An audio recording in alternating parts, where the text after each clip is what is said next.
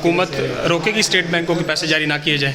دیکھیے اس آرڈر کی کوئی آئینی حیثیت نہیں ہے اور میرا خیال ہے اسٹیٹ بینک کوئی بھی غیر آئینی کام نہیں کرے گا. سر اس کے نتائج کیا ہوں گے جو پارلیمنٹ اور سپریم کورٹ کے اس طرح جنگ چل رہی ہے؟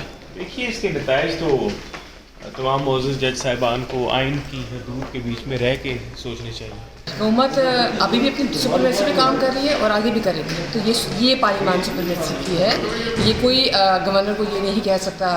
الیکشن کمیشن نے کرانے ہیں, نہ عدلیہ نے کرانے ہیں نہ کسی اور نے کرانے ہیں. تو یہ اس میں تو پارلیمنٹ کا بھی اختیار نہیں ہے.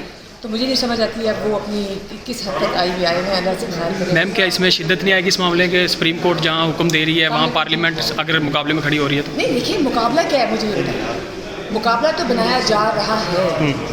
پھر میں کہوں کہ جب ہم پارلیمان کی سپرمیسی کی بات کرتے ہیں تو یہ سپرمیسی ہے.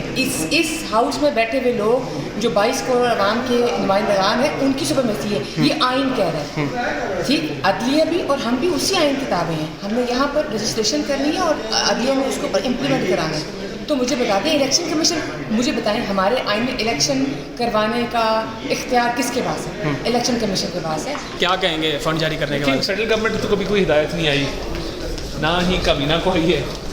تو اب یہ اسٹیٹ بینک والے آ کے بتائیں گے کہ ان کو کیا ہدایات براہ راست جاری ہوئی. سر اگر ہدایت جاری ہوتی ہے تو پھر آپ حکومت کا کیا لائے عمل ہوگا؟ اسی کے لیے مشاورتی اجلاس ہے, بھی بات کرتے ہیں. سر پارلیمنٹ کی اجلاس بیسی پہ مشاورت ہوتی ہے ابھی؟ نہیں, یہ تو صرف سیکورٹی بریفنگ ہے.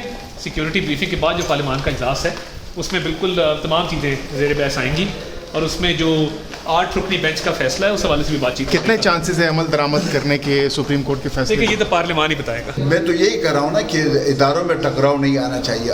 ٹکراؤ نہ آنے کے لیے کیا اقدامات ہونے چاہیے تو واقعی ظاہری بات ہے عمل درآمد ہونا چاہیے یا نہیں ہونا چاہیے؟ ہونا چاہیے, لیکن سپریم کورٹ کو بھی یہ سوچنا چاہیے کہ اگر یہ 2 صوبوں کے الیکشن ہوتے ہیں تو اس کے نتائج کیا نکلیں گے, مستقبل میں پاکستان پر اس کے کیا اثرات مرتب ہوں گے.